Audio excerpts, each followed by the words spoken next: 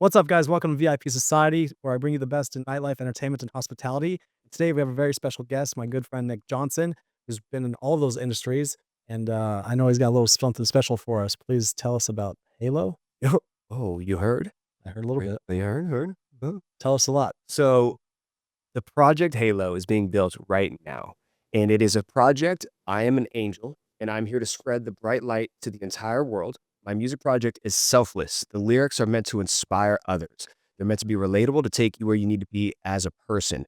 They're meant to have you think about, oh man, maybe I should go do that. Maybe I should be better today. Maybe I should make that better decision. But through a powerful new voice.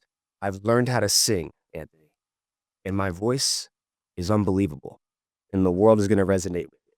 So Halo, under I Am the Only Halo, is going to be a pop project. It is a music project that's just gonna inspire the world, brother. It's gonna inspire the world. It's futuristic, bright, whimsical music with high energy punching drums, me rocking out the way I do. The world is ready for it, bro. First podcast, and I couldn't be more excited to have you on as our number one. So, the goal for everyone watching this is to educate, motivate, and inspire those that are in the industries, those that are aspiring to do stuff and, not only be entertaining, but, informative, and help people along the way, throughout their journey. So, please tell them where you began and kind of like who you are, or who you started out as, and then what you're doing now. Of course. Well, it's a beautiful story. It's a beautiful story. Let's Anthony knows some of it. So man, I started as far as my career, man. I'm born and bred in Las Vegas, third generation local.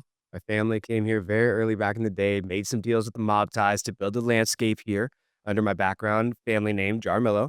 And man, what a journey. I feel like there was big footsteps to be able to fill to make a name for myself in a city that my family had already made a name for. But when nightlife came in, it was kind of like, let's do something different. Let's do something interesting. Let's create something wild. And at the time, 2012-ish, Was it in that long already? at the peak of Encore Beach Club, Surrender, I just remember the things being nutty, just completely bananas. The EDM scene was at its peak. Exactly. And I remember a buddy of mine, Mason Wright, was like, "Hey man, dude, you should try promotions." He's like, "You got a lot of friends Yep. that I feel like would love to go to the clubs. They would love to go with you, and they want to party with you. Like, you should do it. Utilize your network." And you did it.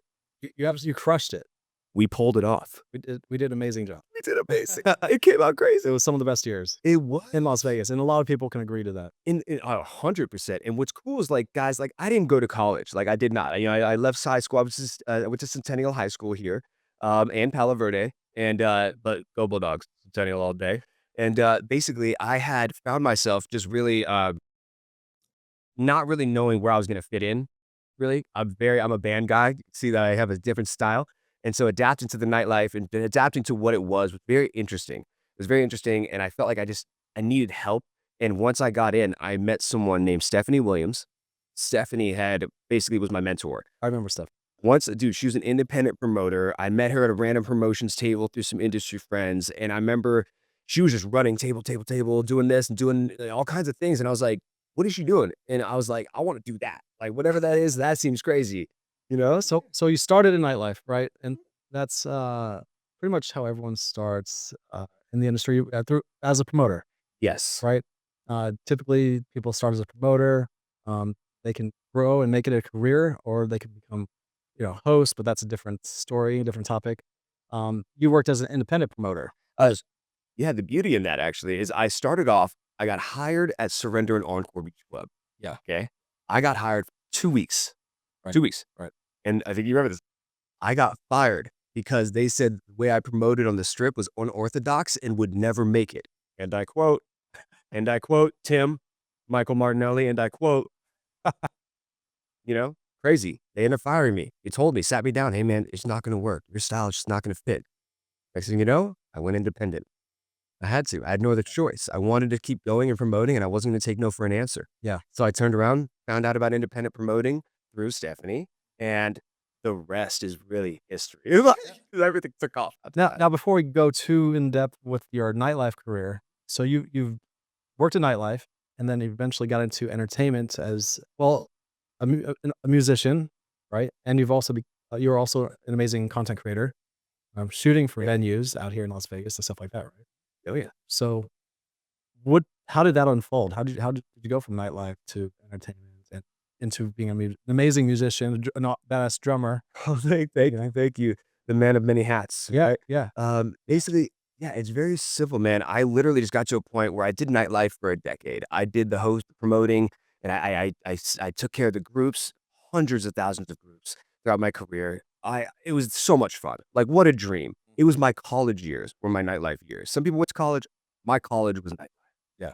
That's where it was. That's where you met the people. That's where you made the money. That's where you made the connections. That's where the dreams happened. And I feel like after that, it was just like the roadmap to where I needed to go. I understood it all. Yeah. It really if you're in the industry out here, it's a different world, especially compared to Miami, LA, New York. The game's different, Mhm. you know, It is. uh, especially now, 2012 compared to now, 2026. or yeah. It's very commercial now. It Back is. then, being independent and, things were less corporate, like, people got away with a lot more. They did a lot more. Hustling was more prevalent, so, like, people were able to make money in a lot of different ways. Mhm. Yes. Still can out here, of course. It'd be a different type of hustle now.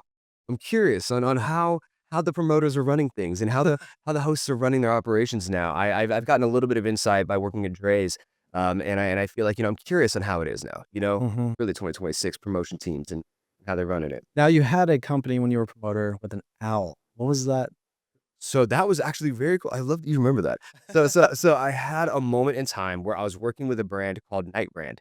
And man, it was through Jeff Shames through UTA. And Jeff was an EDM guy. He was out in LA. He was huge with a bunch of big EDM industry people. And Jeff was pushing his clothing brand called Night Brand. He had these owl necklaces. It was the coolest thing ever. And I reached out to him. I said, "Hey man, I have another company called Luminative, my boy Scott. I want to connect some pieces here. I think these LED hats with these necklaces, with this brand in the EDM community, there could be something here." Reached out. They ended up being like, "We love what you're doing. Promote our brand. We'll send you product. We'll pay you out. We'll take care of you." But like at the beginning, it was all just merch. It was just like, and I was buying my own stuff in the beginning. But I was repping it in Vegas and I've created Night Owl, NGHT Owl. That's right. And I was in the beginning, fundamental, it was in the beginning processes of me wanting to I saw an opening with how we were doing guest lists in the nightlife industry, and I always felt like we could have changed the way that we were doing it. Mhm. I felt like we could have automated things way earlier and done things differently, and I saw through, like, I saw a broken system in the promotions thing, and Yeah, that's what enticed me to create Night Owl. I wanted to create an iPhone app that allowed people to basically be able to go through a guest list, but through an external app, eliminate the promoter, and just go directly to source, but you could still have a promoter QR codes, you can have your links, mhm, but it was more so of just, like, eliminating a lot of extra noise that didn't need to happen for promoters that weren't doing it that's great. correctly or morally correct. That's great. You thought outside the box, Mhm. and it worked. It was great. And what happened with that eventually? So that ended up fizzling out. Dude, it was before Yeah, all the technology was advancing. At that yeah, time, yeah. if you wanted to get an app made, it was like, "Hey, if you got 150,000, An outrageous amount of money. yeah, yeah, yeah. If you got 250,000, like, no, I can make you an app right now." Yeah, And at the point, I just wasn't there at a liquid wise. I wasn't there, as a business owner. I was like, before AI came out, before all that stuff. this is promoter Nick Jam budget. I was making good money in the beginning, but it wasn't like, hey, I'm feeling good enough to Yeah, invest yeah, 200 quarter of a million into an app that I believed in, but I knew I couldn't fund that on my own. right. So I ended up wanting to talk to some investors. They believed in it, but it was one of those things where they just weren't understanding of the thing. They didn't understand the idea yet, and it fizzled out. Okay. And so I ended up moving on and focusing strictly on music and building more nightlife Rolodex, building this film career. Like, I Mhm. just had to move on and make changes and evolve. That's right. Yeah. Grow. Yeah. If some things don't work, it's okay. You can just move on, put it to the side, come back to it a couple years later. Maybe it'll pop then. And as an entrepreneur, that's how it works. I always tell people that I've probably failed more than most people have tried. Yeah. Now every time you either learn something or you earn something, right? So, Agree. so you just keep moving forward. Couldn't On to the next thing. So after that, what happened? So after Night Out, there came a moment, a moment of opportunity. This is the last night of when Pure Nightclub was open. Okay. So Pure Nightclub, literally last night, there was an industry contest. Master Swordsman, I think that was Real called. nightclub. Oh, aging myself. So basically, you know, it was a nightlife contest. There was a bunch of big influencers, nightlife people, huge juggernaut nightlife people from David Haddon, Yeah. myself. We had Noah Ospowitz. We had Henry Martinez, Derek Garson, Mhm. you know, Josh Crotty. We had Michael Henderson. We had you. We had everyone at that Yeah. you know event. And Sartain and Sancho. Viva Vegas, All Michael these Sarnes. Yeah, the game was different, it was different. and some of these guys are still around. They are. They're still pushing, and then, you know, with different vibes, different, you know, lanes, but everyone's still, you know, pushing through to that energy, and, Yeah. but that was when it all started. That was that was a nightlife contest. Right. I did not know about nightlife contests Yeah. up to this point. I thought, "Okay, I'm working, promoter, I bring girls to the club, I get them to the staff guest list or to whatever the guest list line, I get paid through commission."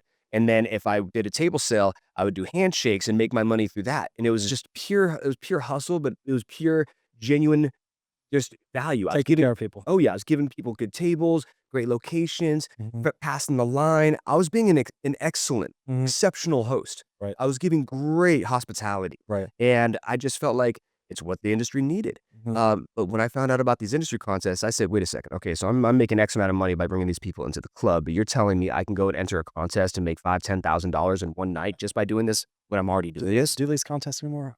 I have not heard of So contests in a while, to be honest with you, yeah. bro. It's I Oh, people may say something about this. People may say something about this one, but I feel like, I hung up my jersey. I won 7 or 8 nightlife contests in a row after this, hey. and just let it be known. I ended up winning Pure. I won One Oak twice. I won Daylight twice. I won Light. I beat them all, and I probably won over $100,000 in industry contest money, and I brought 500 to 1,000 bodies every time I had an event, and it was one of those very exciting moments where my locals came through. My network really came forward Right. and really came to support me after years of networking, and I built this machine where I could just show up to these contests and Mhm. win. Mhm. And what was amazing, the big moment, One Oak, I ended up going against Surrender and Excess as a whole promotions team Right. of 40 friggin' promoters and hosts, and they tried to beat me. Yeah. And I Still remember, on. and with all love and respect to Adam Ferry, he remembers this. He remembers this. He's telling his team, "Boys, we got to beat this kid. We got to beat Nik Johnson." You know, Yeah. Major Lazer comes down. Who do they announce? Nik The Johnson. winner is Nik Johnson. Nik Johnson. Bam! Confetti pops, Major Lazer dancers. The craziest moment of One Oak. It was jungle themed. It was when they were doing themed events.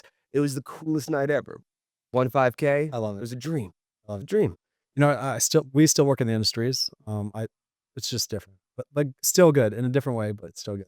It is evolution. They need to bring some of that stuff back though, for sure. Yeah, I mean, okay, so what do you think are the You know, biggest things that you think are missing in nightlife today? go-go dancers for one.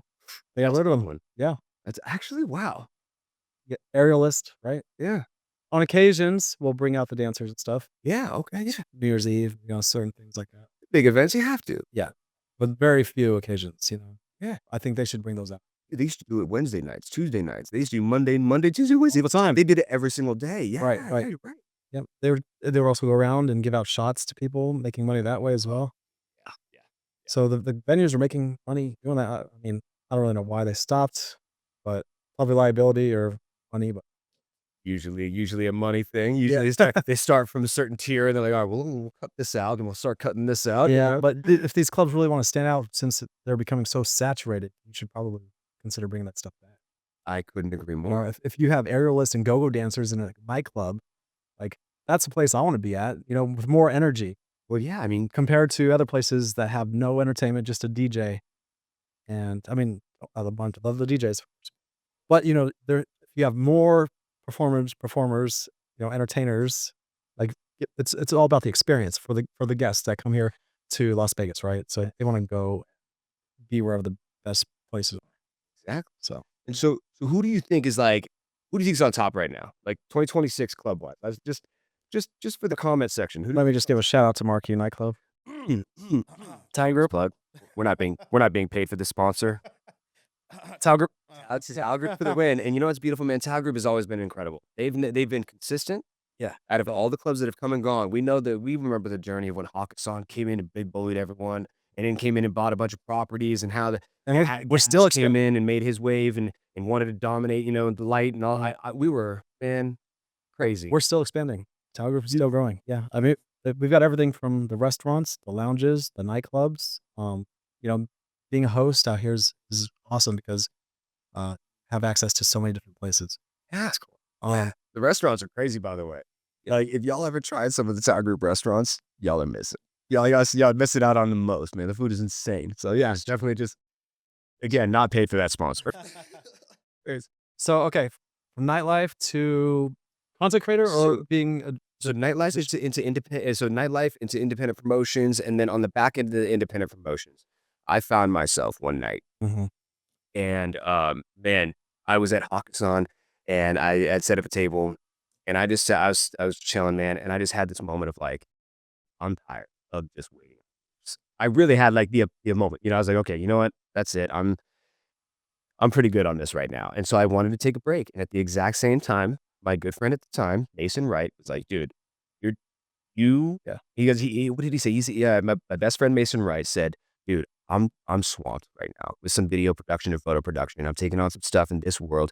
He's like, would you mind would you want to help me? Like, can you help me? Like, I'll pay you out. And at the time I wasn't really like, I'm not trying to be a photographer. I felt like I was Yeah. I was a big host. I wasn't trying to go for that. And I felt like almost stepping I down. remember when you were just learning content Yeah. creation, and now you're killing it. You got your own company and you're doing a lot as well. So Thank that's pretty cool. thank And what's pretty awesome about that is like you learned all that out here on your own, pretty much, right? Yes. And at the time I was in Los Angeles. I ended up leaving Vegas, going to Los Angeles and getting a master's degree in film production. So I was learning. What? This is There's news to me. What? You didn't know No, no, I didn't know. I didn't see that come up. That's fire. No, like, hey, well, that? congratulations, bro. To stick through to that is crazy. Yeah, so I'm very familiar with this world as well. Perfect, perfect, Um, perfect.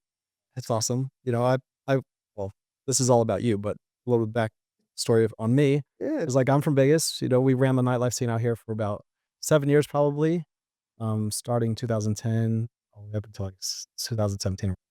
And then I went to LA, which is which was for school. I got a bachelor's in entertainment business, a master's degree in film production, but eventually became a talent agent. okay. Yeah. It was just more arsenal ammo for my arsenal. Like, so I'm very educated in the film industry. But so I know your world. Yeah, it's Yeah. amazing. So how did you go? So you went into content creation. Mhm. Yep, I made the move. It was a big leap because there's a good amount of money in nightlife. People that work nightlife, especially at that time, to walk away from that type of liquid money, it was honestly crazy. And so I was it was a big risk, but I was like, you know what? Let's see what happens. You already know how it is. We're gonna fall hard, fall quick, get back up quick. Absolutely. I ended up immediately working over at we got an opportunity. Mason got an opportunity for us over at Rehab. And so we ended up working over at Rehab, Mason and I as a team under the name Kick Media, Keep It King Media. And so him and I ran Rehab. We started shooting like Waka Flocka, like Too Short, Lil Dicky, just a lot of these really cool people. But it was over at Rehab Beach Club at Hard Rock. Yeah. And it was so cool. But that's where all of like the beginning of me really learning how the beach clubs work, learning how the cameras work, learning how to do this film kind of thing. And in the beginning, I only shot and I didn't have a camera. Yeah. So what I did, this is actually crazy. In the beginning, instead of using like a phone on a gimbal, Mason had an extra drone. He had a Mavic, like the first Mavic, and I needed a camera. And he's like, bro, we have to shoot.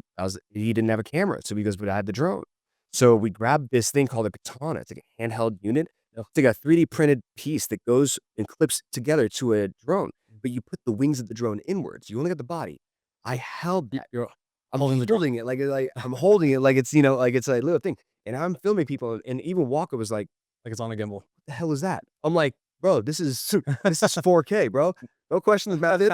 This is 4K stabilized, dog. Here's what you got to do. And so, and when you look at the clips of like the recap from like Labor Day weekend from Rehab, from that last big weekend they had, the recap Yeah. with Lil Dicky and, a lot of those big people there. It's like that recap came out fire, and a lot of the best shots were because of that stabilized Mhm. drone katana thing. And just, it looked crazy, but people were like, it's getting his shot.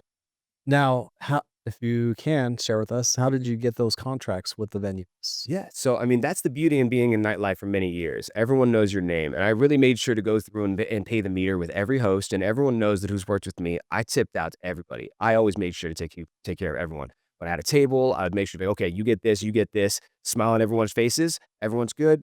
I'm out. That was the way it went. And so I made sure my clients were happy. The hosts were happy, the promoter, everyone was happy. And so it was a win-win. So when I became a videographer and a film person, it was like, okay, what you need?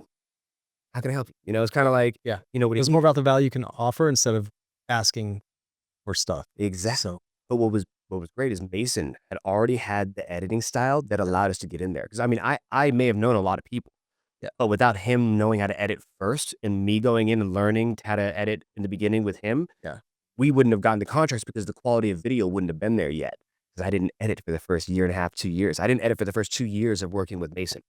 I sat there, I shot, and I dropped footage to him, and with all love to him, he was overwhelmed. He was so overwhelmed, constantly editing, and I'm over here just feeling like I'm living my best life, like shooting, and I didn't realize how much weight that he was taking on, Yeah. account and gig after gig, and eventually he was like, "Dude, I'm drowning," and he vocalized it, and I immediately was like, "Okay, You gotta well, step up. let's try." Yeah. And this is where the pinnacle moment where I learned how to edit. This is where it all happened. It was Kilo. In the beginning, it's not easy, but once you learn it, it's like riding a bike. Oh, no, once you learn and honestly, it's not as difficult as you'd think, but you have to edit and think, with intention. You just gotta think, "Hey, man, this is what I wanna do. Yeah. This is the look. This is the color. This is the style." One like, before I picked up a camera and went to school for filmmaking, I, looked at a camera, looked at these Adobe platforms or whatever, Premiere and whatever used to edit, and I was like, it's like reading Chinese for me, you know? Yeah. If you but once you get educated and go through the repetitions, like, do your reps, you start getting some practice, and you'll learn it, and, it becomes easier. You just have to understand it. That's it. And as you know, it's like it feels like there's the same 20 steps, Yeah, Like, if you know the list of 20 things, like, yeah. you feel like you're just on autopilot because at that point, you could copy and paste It's a puzzle. any yeah, You're just putting the pieces together. every time. And once you know how to put the puzzle together once, Exactly. You can do it you're kinda looking at over every puzzle like, does and then you just get faster and faster. yep. And now, I mean, with technology nowadays, it's so much easier. Yeah. AI and everything else. And that's a conversation I definitely like to touch on because that's gonna be crazy. But before I do, I know, when it comes to learning the editing, the big pinnacle point was Mason was drowning. We're working light. We have the contract with Light Nightclub. We have the contract with Daylight. John Petty, we're working under John Petty. We're crushing the content at this point with this place. Mason is. He's crushing it. He was. I was shooting, and then Mason was drowning. He's like, "Dude, I can't. I'm dying. I got to go to Texas for a gig. Can you help me?" I said, "Let me try." He was still in town. He literally was right next to me. It took me about like 2 hours. I sat there on this Pilo edit and I just pieced it together. And I just remember just watching it. I have ADHD. I watched him. I studied. I studied. I analyzed people and I retain information. I literally watched how he was doing things. I watched the nesting. I watched the way he was making his sequences. I watched it. I analyzed it and I figured it out. And then when it came to me actually physically putting my hands on, I flew. And 2 hours later, 2.5 hours later, I export, drop him the file. I go, "Hey man, what do you think?" He stood up off of his chair and he's like, "Are you kidding me? Are you kidding me? Like, are you serious? You could have done this the whole time." And I was like, "No, No, no, no. no, I couldn't. I literally just had to really study, figure out what you were doing." I never put my hands to the keys until that day. And even Right. he was like, "Dude, I don't know if this is a miracle or what." I said, You just "Dude, gotta get in and do it. you just gotta get in and try. You just gotta all you gotta do is try." Exactly. And that was the big thing that I was like, I've never tried that. I never dove down that world. Yeah. And once I tried, Yeah. it's just Just took off. took off. The next thing you know, that Pilo edit was one of, I mean, I'm not gonna say one of Light's favorite edits because Mason, we know that you cooked up some crazy stuff, but understand that a lot of the crazy edits that came out from there were starting to be built, and the look of Kick Media changed and was honestly evolving. Mhm. And he couldn't have been more proud. I couldn't have been more happy with myself. And Kick Media took off. We ended up locking in Light and Daylight for 2 years. Awesome. It's great. The rest is history. And the content shows the shows were And then just last week, I seen you at a Marquee shooting some content. yeah, yeah, I got What's hit that up about? I got hit up by a cool team. So that was actually a third-party situation through a Mhm. great friend of mine. Yeah. This guy named Chris Yoder. Chris Yoder, shout out Kurza. Kurza, incredible team of film production. They are literally I would consider them the juggernauts. They really set up a system and a road, like a roadmap for content creators and big conglomerates like Tao Group. Mhm. So, for example, I don't have a contract with Tao Group. Mhm. Kurza has a contract with Tao Group. But he was able to bring you in. So he was able to bring me in through Tao Group. Now I work in nightlife. Yeah. I can walk in and say hi and go shoot for fun if I want, but that's not my intention. Mhm. I'm here to build other things now at this point in my life. But thankfully, I got a call randomly, Right. and he was like, "Hey man, He's like, "Shooter fell through." He goes, "Can you come through?" And he knows I'm that guy. I'm the dude in Vegas to call when you need video, you need the highest quality content, you need that guy. I'm gonna be your guy 10 out of 10. I don't miss.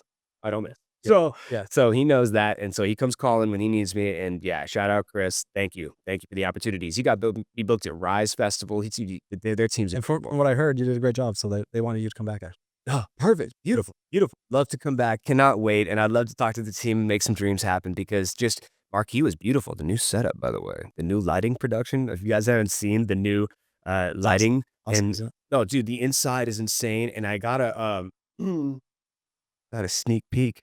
I got a sneak peek of the new beach club. it? We're not gonna say how you did that or how you got there, but We got a sneak peek. I snuck through the back. No, it is beautiful. You guys are looking forward to Yes.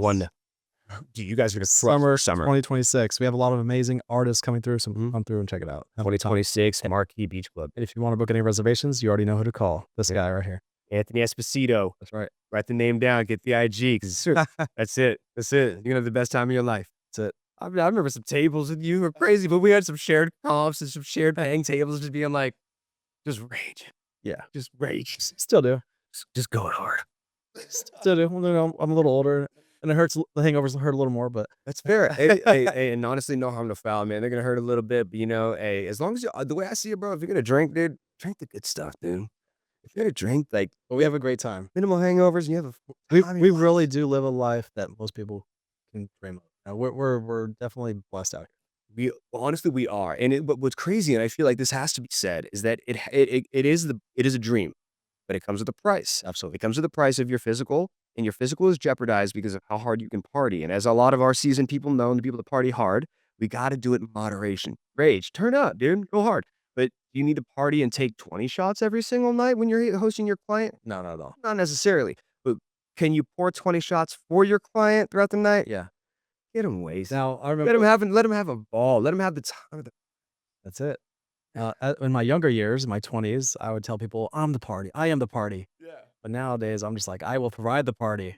Yeah. I will guide you to the party." Yeah, exactly. Let me help you out over here. No, it's real. It's as real as it gets. No. Which honestly, it feels better. And you're in a suit. You're rock, dude. I haven't put, Yeah, I haven't put on a suit in like 8 years. but you know, if I have some big spenders in town, I'll be part of that. I will be the party. There it is. There it is. Dude, you have to. You have to. At that point, you got to have the camaraderie with the client, which also goes back to another point. You can't not party with the client. Like if you have a client, you're doing your thing. You know this. If you're not having that camaraderie and raging with your client, and if you say, "Hey, like." I I'm not gonna pour those drinks. I know I'm okay, or no, I'm sober, or I don't drink. There's ways to go around that without making it awkward and allowing you to still have the time in your life, Mhm. but still executing, still making money, still having fun at the table, while and having the client just still losing their shit in happiness. Yep. Like you could still build that energy, and I think it is a fine line of discipline, but can be done. Exactly. And I go above and beyond to make sure my clients, my guests are happy and taken care of for sure every time uh, They tell me, it bro. that's how I started VIP Society. It was really just a community of hosts and promoters out here in Las Vegas with luxury concierge providers, servers, and, we have our network. But it wasn't I put that together primarily, first off, to just help me. Yeah. I was like, "How can I have the most access right away at my fingertips?" And I put that together this community VIP Society. So host promoters and luxury service providers. So now in the group, if I need anything, if anyone needs anything anywhere, just put it in the chat and people respond. A very exclusive community of people. Um, but then I started realizing like this is a much bigger concept. Like I grew with this, and now it's more for because I've done a lot in entertainment as well. It went from just nightlife to entertainment and hospitality as well. So and then it was Las Vegas, but you know what? Now we're expanding into Los Angeles. We've done a lot in LA. So, why keep it in one city when we could just keep growing? I agree. And speaking of LA, so you got stuff going on here in Vegas. Yeah. You're running Tao Group properties. God knows how many properties there are there. Outside of town as well. Yeah. And aside from being a host, just booking tables, I started this as a way to provide concierge services for my people as well. So, if any high-end clients come to town and they need a party bus, a limousine, some private jets, whatever type of luxury concierge stuff you need, maybe if you want throw together an event and use some private bartenders or some, naked sushi models or whatever it is that you Wow. need. I could be that guy. That's so Vegas. It's so It is. Vegas of you. It is. Perfect. I'm that one-stop shop, that people can go to for anything that they need. So, That's incredible, yeah, bro. yeah. But, at first I put it together for me, but I was like, this is helping everybody. Let me bring in people and expand. So, Yeah, it's almost like selfless. It's almost like, hey, listen, like I wish I had someone that I can go hit up and just have and everything I need, so everything. so being selfless, like you just mentioned, at first it was all of my personal resources that I worked hard to achieve over the years. I put all my connects and all my resources into this group. And then I was like, "You know what? I'm gonna share these resources. Why not? Because it helps people." And so I put all these other hosts and promoters into this community, and now they have access to all of my resources. And every time I run into these hosts and, they thank me and they say that this is an amazing thing that I put together. So everyone's grateful and we're growing and we're running with it. So, It's incredible, yeah. dude. And now we got the podcast to bring everyone together and really, have a platform to bring people on like yourself and promote their. So, Yes, dude, you're building something amazing, what do and you the have? industry needs this right now more than ever, And man. this niche, no one's really focused on this niche. There's podcasts and stuff out there with a lot of entrepreneurs and stuff, which is awesome. But I also will be bringing entrepreneurs like yourself on. Of course. But our niche is more specific. It's more nightlife, entertainment, hospitality. You know, it's more scene. That scene, those people in the scene. It's more luxury. Like people don't really focus on those industries. So It's very true. that's where we're at. But you focus on those and you handle those in flux for everyone else. Yeah, You're the guy. yeah. You're the guy. Much. We'll be bringing in. We got people coming in from Miami, New York. We have a lot of amazing people, talent coming in, such as yourself. So, Of course. we're, Thank you. we're Thank you. excited. You're number one, and we're excited to have this podcast going. Just like as a platform to showcase people. Yes, yes, and I love it, and I appreciate the opportunity. This is like something that's very exciting for me, being able to express what all happened in nightlife. Because full disclosure, a lot of our friends in nightlife, some of them think like I disappeared. Guys, I didn't go anywhere. Okay. My IG account was deleted by a big influencer here in town who I will not name, but everyone knows who he is. Tell us the name. I can't say the name because you'll probably delete my current Instagram if I do. All right, So I've had to rebuild my Instagram. A lot of you guys who knew me, in the nightlife days, you knew what I built: authenticity, authentic growth, authentic fans, authentic people that wanted to come through the clubs. And I proved it in numbers and winning those contests. I proved it every day to my people. And I think that losing my Instagram at such a big, at almost like my peak, was really such a big hit, and I honestly high key depressed for 2 years, trying to rebuild from 0, and it's just been what a journey back, but the road has been beautiful. It's been so many new experiences, more color, more happiness, new changes, evolution of my life and what was built in nightlife, and now people are seeing the new Nik Johnson, the new, the 'cause I mean, I've always been a positive, and an advocate for positivity, yeah, but I feel like now people can really see it outside of the party. yeah. They can see the more, where I'm really at as an artist and as a creative and as a film director. And as I create these and build these brands and do this stuff, it's like it wouldn't have happened without losing it all I love, first. love that. Now, tell us about Unique. Cool. So Unique was built because of beautiful hardships. So this is when Mason Wright and I had parted ways. COVID hit, everyone went down, no one was working, and we were offered to go shoot at a place called Bloom on St. Rose. Bloom St. Rose. It's a restaurant. It was a fine dining restaurant. It was beautiful. Um, that place, they wanted to keep going. They didn't want to listen to the rules of COVID. They wanted to go and move on. And I wanted to make some money. So I was charging a buck 25, a buck 50, per shoot for me to come out and just to stay busy. I have ADHD. I ain't staying down. Same. So I saw an opportunity to shoot with them, and Mason didn't really see the potential that I saw in that venue, and he had some other gigs that he was focusing on, and he kind of just let it go, and he kind of left me hanging there.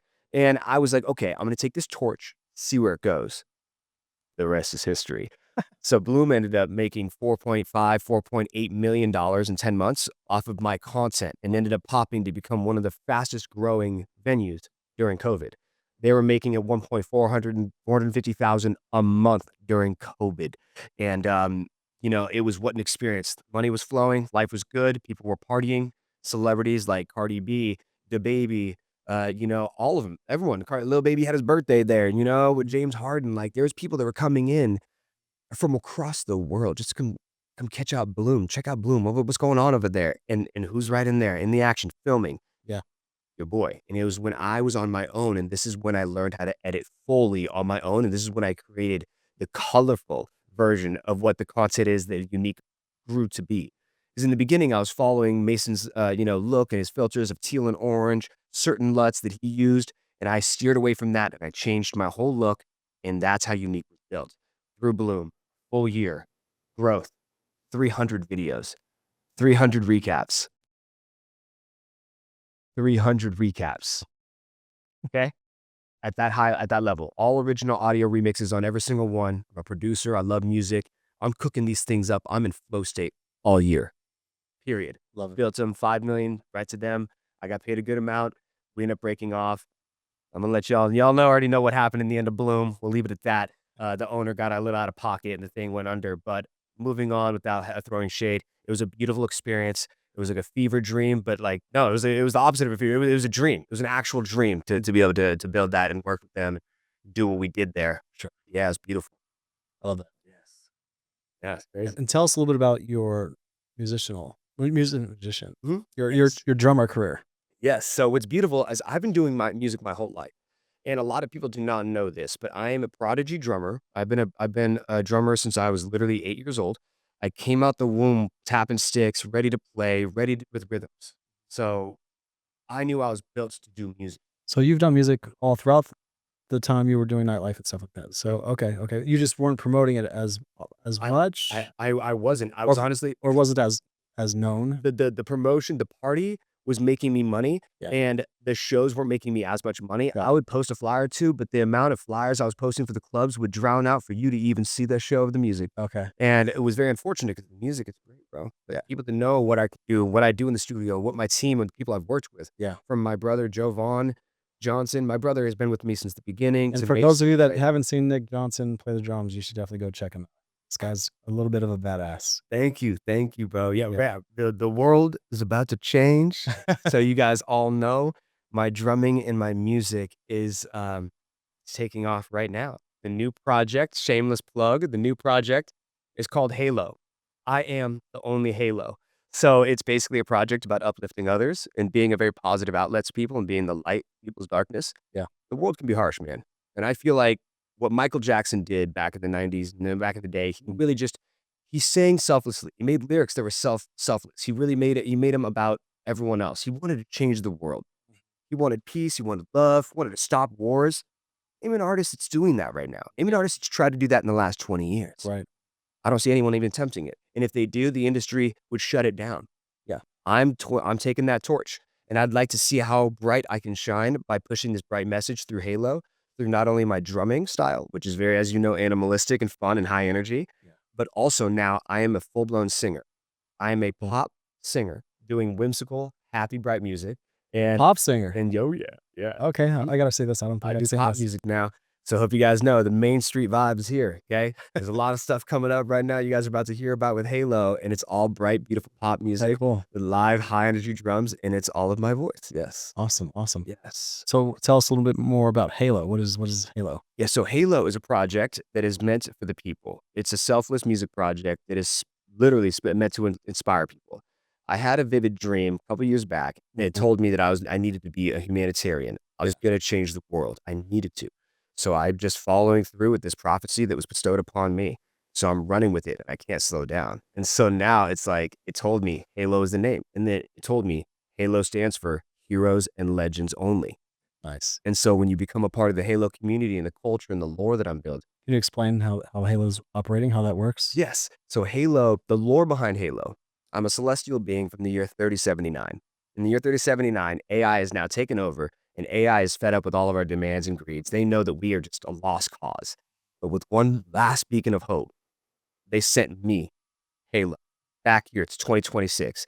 So I can start putting out these messages and this new frequency of love, new frequency of peace and happiness, and change the world through this sound of music, through not only my high energy drumming, but through the way that I sing and the messages that I'm conveying. And I believe the whole world is singing these messages with us. Create a better place. So, out of all these things that you've done, actually, before I jump into that, when you were, well, you still drum. So, what are some of the venues that you've performed at? Oh, yeah, yeah. I mean, House of Blues, I performed festivals, I performed all types of things. I've toured, been signed to bands. I've been in many touring acts. Literally, you name it, man. Like literally, you name it. Hard Rock, House of Blues, yeah, dude. So many venues. Yeah, yeah. My live drumming is one crazy career in itself. Which one has been your favorite? Honestly, sound-wise, I feel like not a lot of people could deny. Not a lot of artists can deny the House of Blues, yeah, sound and bass, unbelievable. Brooklyn Bowl, amazing. I love Brooklyn Bowl. I played Brooklyn Bowl with Nero. That was a chapter and that was so crazy. And we kind of skipped over this chapter, but for those who know, I had a DJ trap project called Blacklist. Blacklist was insane. I ended up playing with Nero and opening for Nero at Brooklyn Bowl. I do remember that. That was a dream. Yeah. And you would play all this like EDM, like dubstep type of music, hard house music, heavy house, Mhm. but as a drummer, right, live, and people love that. Yeah. We need to bring that back. I honestly, I always felt like that was like, dude, Travis Barker paved the road, but why is nobody really following suit with it? Yeah, yeah. And I always felt like we needed more people that wanted to do that and have that energy. And it's like, like, where did it go? But then Dre's did live drums. They're the only ones that have live True, drums, true. you know, over the years. But when I think like Travis Barker, yeah, like people were going in and doing that. Mhm. And it's like, and at the time, Mason and I were like, dude, let's do it. Yeah. Let's do it. Let's just build a show around it. And Blacklist did great. Now since just brought up Dre's, Yeah. tell us how your experience working with Dre's was, since you became a content creator for Dre's only for Dre's for a little while, right? Yes. So what happened was, throughout the time at Bloom, I remember, we would see, some staff from Dre's come to Bloom and party and have fun and hang out and enjoy the restaurant. And we would get a chance to kind of see the industry start to come in. And we started to realize, okay, like there's now we have the industry coming to support something so far off the strip. Like we're doing something right here, you know? And when COVID lifted, we were like, okay, where are we going to go? And, to skip the timeline a little bit, so I ended up getting picked up by Todd English. I got picked up actually by celebrity chef Todd English for 2 years as his creative director. Oh, So I had to do that for 2 years. 77 restaurants, content all around the world, my brother. that's awesome. One of the biggest contracts I've ever gotten in my life. It was literally crazy, literally madness. It got all the gear. Todd English and their team invest into everything that he is. Yes, and then after that, after Todd English's experience with that whole food journey, that's what led me to Dustin. Dustin was like, "Hey man, what are you doing?" Because he realized that I was posting a little more, not food, and I was like, "I chilling. I am fresh out of a contract, and I'm trying to just chill." He goes, "You want to come down and like shoot over here?" I said, "You want to give me a month? You want to give me a little bit? Let me breathe, and then I'm down." And he goes, "Okay, send me a proposal." Sent him a proposal. It was it was a nice, crazy proposal. I'm in. It was a big one, and he goes, "Cool, let's do it." And we pulled it. He said, but he did mention, and he knows this. He said, "This is the most money I have ever spent in the history of Dre's on video production, period." And he knew that it was a massive investment. He knew, but the value that my team was about to provide, Mhm. undeniable, Yeah, you can't beat that. undeniable. And everyone that knows the Dre's content prior to the unique team coming on, Your videos are great. it was just night and day color, night and See. day VFX, night and day clarity, camera science. Like you couldn't deny that the brand was The rebranded. style is great. Your video clips definitely capture the audience. Thank you. Yeah. Thank you. Thank you. Crazy. Yeah. Crazy. Yeah. Dre's the experience, to be honest, man, it was one of the most beautiful, fun, and humbling experiences ever. I got a chance to work hand in hand with my brother, who was a beautiful thing that I got to bring my brother in to the Dre's contract with me for him to shoot content and develop himself the way I developed myself in Bloom and with Mason. I got a chance to now become the mentor to help my brother to get him up to speed. And then he became a juggernaut in video. Next thing you know, he's dropping bombs at Dre's, doing crazy, amazing content recaps for this and that. And he's making some big moves. And I just found myself being so proud of the team after the 3-year run that was like, damn, I built my brother, and then we built my friend Dez, we built Lorraine. Our team unique is literally my brother Jovan, Dez, and then Dizabi Productions, and then we've got Lorraine, who is Stories. And so like we all four teamed up, and we just took on Dre's with Radizi. And it was like the rest is history. Built a family, had a ball. Nice. Mm-hmm. And then unfortunately, Dre shut down. Yeah, but I mean, honestly, evolution, man. Look at Lisa Vanderpump's brand. She does reality TV. TV is huge. Look at what Rob Deerdeck pushes and built. with all of his stuff with ridiculousness, if you have a reality TV show, Mhm. you have a lot more value to most. So you're gonna make a lot more money than most. And, it's not that Dre's missed a moment or missed anything at all. I believe it's just natural evolution that someone Yeah. with a big budget, with a new opportunity, with a new idea would come in and make that move. Now, Dustin and Dre's, their brand is super strong, super powerful, and is a huge empire, not to be reckoned with. They are simply building still. They are simply Yeah. this is simply hold on one second, you know? So the future of Dre's is beautiful. And to throw it out there so everyone knows what's going on, we are working on something for the Dre's group and the Dre's family that will be pitched to a big streaming service. So be on the lookout for that. Can't say too much, but as you know, the family and the light and the video content that was created and shot by our team is we're going to express and tell a beautiful story on what really went down with the Dre's family, and it'll fill the gaps for everyone to understand how Dre's went, the highlights, lowlights, and the closure of what happened with the beach, with the rooftop, and give you some previs on what's going to happen in the future. It's awesome. I look forward Very to it. excited. Yeah, it's gonna be exciting because Dre's is amazing. Dustin is amazing. Victor, amazing. Ron, like I want to name the staff. Like Ron, amazing. Nikki Diggs, amazing. Fordub, amazing. All of the Dre's Dirty Dancers. Like you say, the Go-Go's are gone. Dude, Dre's had them till the doors, till the wheels fell off, and they were dancing like it was the first night, dude. Like these girls were no joke. Yeah. So amazing, So, amazing. well, what do we do now?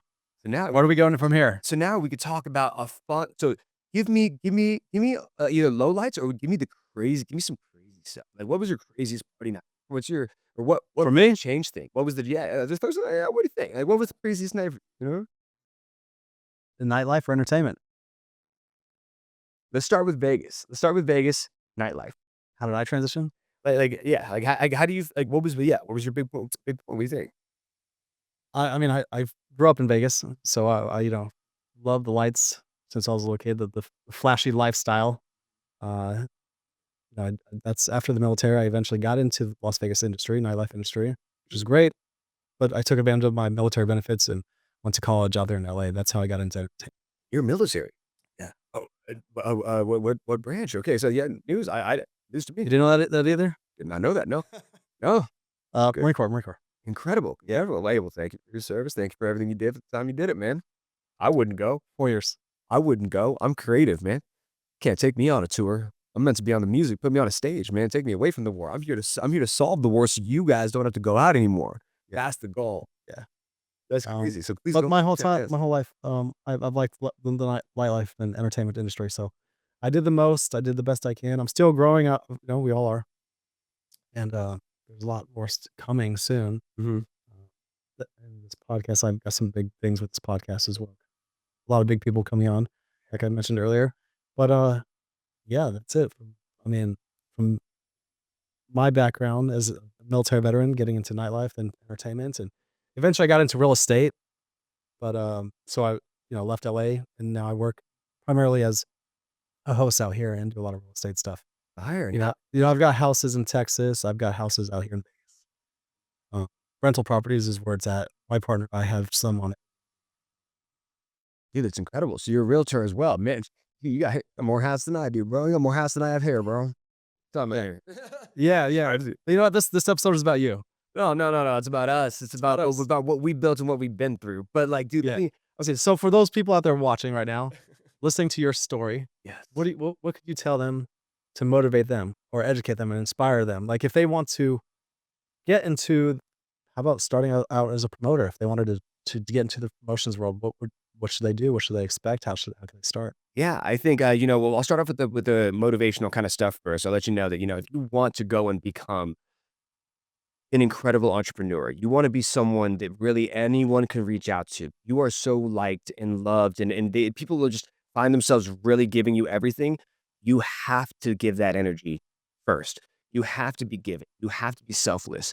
Karma works in millions of different ways, but sending your karma ahead of you is one of the biggest secrets in life.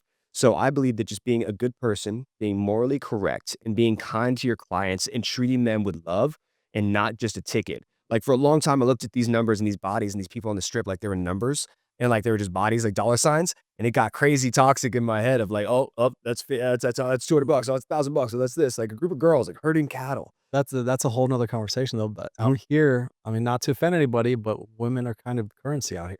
They are. They are. High currency. The people with the most women get the most have the most power and the most access, Period. right? And then when you bring in the women, guys come in with the money. Mhm. So, Yeah. And I think and then when it comes to all the games, man, just make sure you're doing it right. Make sure you're doing it with a good moral compass. I think that's one of the best motivational things I could throw out there is just do it knowing you can sleep well at night.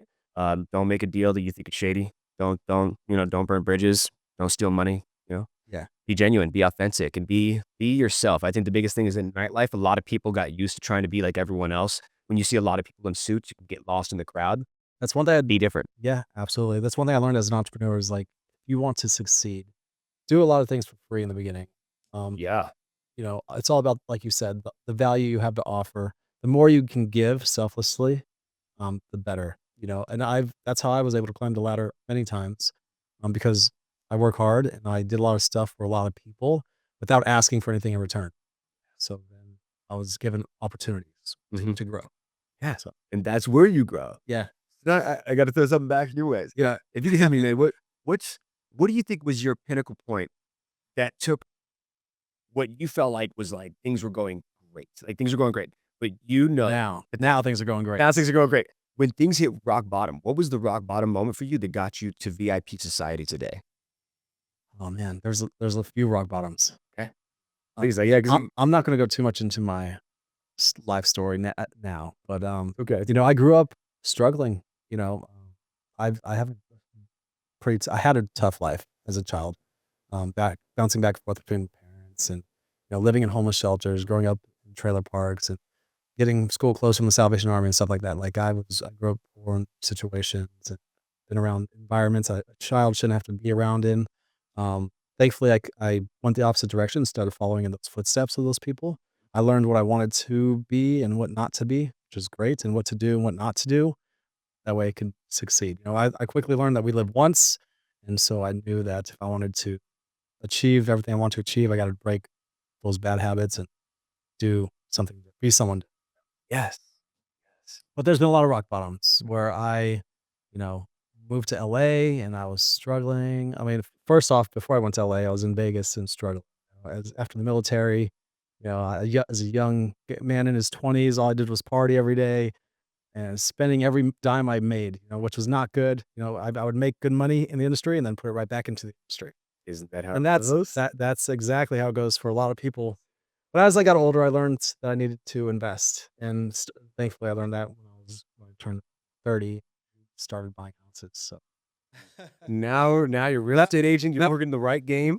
Now you're moving the right pieces. exactly, the mindset changed. We changed. Yes. Everything's better now. But I've been even when I was in LA. I got to a point where I was sleeping on friends' couches and stuff. Like Yeah. I've always worked hard to achieve my goals, and I'm the kind of guy that does whatever it takes to make it happen. There's a lot of things behind the scenes that people don't know about me that I've done, which would blow people's minds probably. I've been through a lot of struggles, but every time it made me a stronger person. So, but I'm finally at a position in my life where everything is amazing. And I'm very, very blessed, very happy. Um, and my goal, like you said, is to give back and help others as much as I can. So, one reason I created this podcast. Yes. Telling the stories, man. That's it. Because everybody has a story. I Yes. think mine is pretty amazing and I think it could really inspire a lot of people once they get to know me a little bit better. Because I've been through all the struggles, and I've been through all of the ups and downs. But if I can come out on top, so yes. And I wouldn't even say that I'm on top. I mean, I'm out of the mess, Yeah. and life is good. When you feel like you made it, bro. I made it out of the I don't think I'll ever feel like I've made it. well, As an entrepreneur, do we ever feel that way? no. There's no yeah. I guess when you put it in that perspective, no. Yeah, right. Yeah. No, exactly. I'm happy. We're happy, but we're not content. We're happy, but the job ain't done. Yeah. The job ain't done at all. So yes, I definitely relate to that. And a lot of people will relate. That's it. Yes, that's super inspiring, man. Well, I'm excited to hear your stories. I'm just excited for this journey with VIP Society. What you're building here, this studio, by the way, is insane. Like, this is a beautiful property. Thank you guys so much for VIP Society. Thank you guys all so much for being here. Like, this is honestly a dream, Yep. to be able to start off everything, to express the stories, and be able to do this thing, man. Like, Yeah, yeah. I So go if ahead. you're out there watching this video or listening to us on the podcast, um, and you're pursuing nightlife, entertainment, or hospitality, or if you're an entrepreneur of some sorts, you don't have to necessarily be in those industries. Hopefully, get some value out of everything that we're talking about and what we're doing, saying. It's meant for you, you listening. And I don't know. It's all about having good times, and living our best life, but succeeding and achieving at the same time. That's it. It's all good stuff. It's the best. Crazy. So what's your next plans? What's your next plan with VIP Society? Can we get So VIP Society. is there a hint at, are there any special are there any special guests Actually, besides me? so one thing I didn't mention, I don't think I mentioned it yet on here, is that I used to be a talent agent. Well, I did. Yes. I was a talent agent in Hollywood for many years. Epic. Um, grew, I went to college and became a talent agent. I grew, I started off as an intern, as a lot of people did or do, and then I became like an assistant to then like a commercial talent agent to then a theatrical agent where I was helping to book actors or booking actors for TV shows and movies and stuff, Yes. which was awesome. Um, and then I eventually started working with a lot of influencers as well. So many of them with millions of followers, and I'll be bringing a lot of those people. So I'm not going to name drop right now. We're still putting our list together, my list together. That is okay.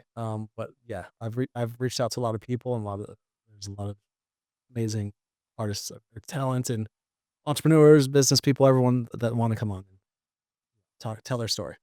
I'd love to hear that. Yeah. And I just wanna throw one last thing out there. Keep it going. It There doesn't have to be I one. was gonna say, so there's a big project coming up. I have a music video for a song called Main Street. It is a double entendre from, fairy tale Main Street to now we have an arts district Main Street. Yeah. I'm doing a music video, a big flash mob style dance, multicolored music video, pop style. And my goal is to create such a high quality video and market and push this thing to the world so aggressively that the world isn't so inspired that it's going to create more foot traffic and more energy and more liquid of flow to all the businesses and small businesses that have been built in the arts district. Mhm. I believe that it looks beautiful now. It's gentrified. It's amazing. Now we need something to see there that's beautiful. And I have just the song Main Street by Halo. It will be coming out soon. The music video it's going to change the way that we look at the arts district. I'm working on getting everything all dialed in for it now. It's going to be massive.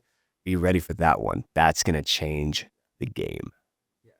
I love it. So So get ready. Stay tuned. ready. And those again that are still listening to this, thank you for watching and listening. Like I said, VIP Society started as a smaller community for us in Las Vegas. It was primarily a concierge company service for, something that could bring us host promoters and luxury service providers together. But it's so much bigger. My vision is so much bigger with it, which is why we're expanding into so many different aspects and department stuff. If you want to know more about it, the links are in our bios, of course. So check us out. It's more of like a social club, you can call it. If you're in nightlife and entertainment, and you are a mover and shaker, making things happen, or you want to learn from other people, you can click our links in the bio and be a part of these communities. Join these groups, join these clubs, these social clubs, social communities, and just network with people and learn, get to know them, make some money moves, and make things happen. You can catch us vipsociety.vegas on Instagram. Our links will be in the bio. We're going to be on YouTube as well. We are on YouTube and all the other platforms, Facebook, TikTok. Look us up, VIP Society. There's not many handles out there. I think we're the only ones that are actually happening with that. So Yes, you are. follow us. And Nick, you want to tell them your handles as Yes. well? And you guys can follow me at I am Nik Johnson. At I am Nik Johnson, at I am the only Halo. 2 profiles, one for music, one for production. These things are game changing. Hope you guys are ready for a future of content and the future of music because this thing's going global, boys. Global. So yes, thanks for tuning in. Please hit that subscribe button, follow us, do what you got to do, and we'll see you on the next episode. Dude, this is so exciting. Yeah. Well, thanks for being here. Thank you so much for having me. All right, let's get it. Mm.